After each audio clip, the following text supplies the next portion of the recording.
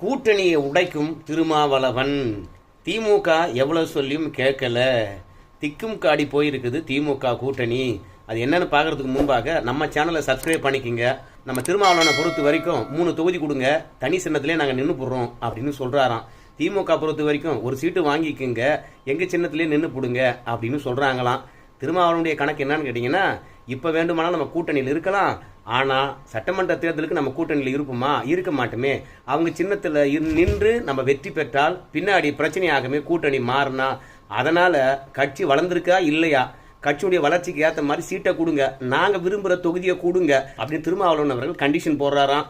ஆனா திமுக பொறுத்த வரைக்கும் கூட்டணி கட்சிகளுக்கு தொகுதி கொடுக்குறோம், ஆனா எங்க சின்னத்துல நில்லுங்க அப்படின்னு சொல்லிட்டு சொல்லுதான். ஏன்னா அதிகப்படியான உதயசூரியன் சின்னத்துல நின்றா வாக்கு சதவீதம் அதிகமா கிடைக்குமா திமுகவுக்கு. எவ்வளவு சொல்லியும் கேட்காதனால அட போயா கூட்டணி விட்டு கூட போறேன், எனக்கு கேட்ட தொகுதியை கூடியான்றான் திருமாவளவன்.